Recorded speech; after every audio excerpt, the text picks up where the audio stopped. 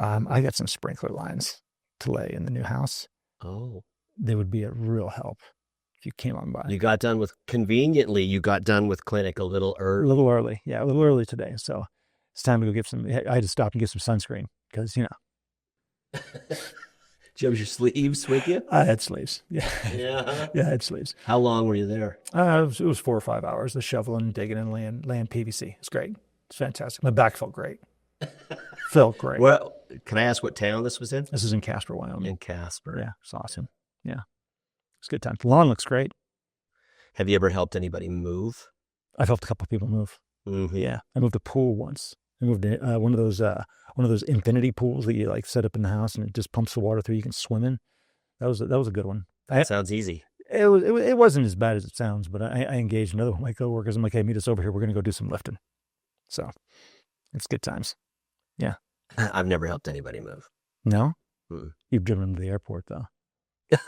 Yeah, I've got two good airport stories, Yeah. and I'm going to name names. Oh, here Well, we I'm go. going to name. You gonna name a name? I'm going to name a name. You know Dave Gonzalez?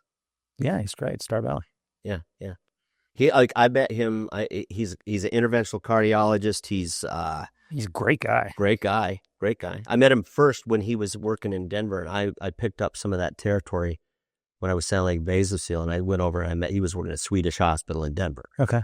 Then he ended up coming to Portneuf Medical Center in Pocatello, Idaho, and joined that team over there. And I would go up there and, spend the day, do my thing.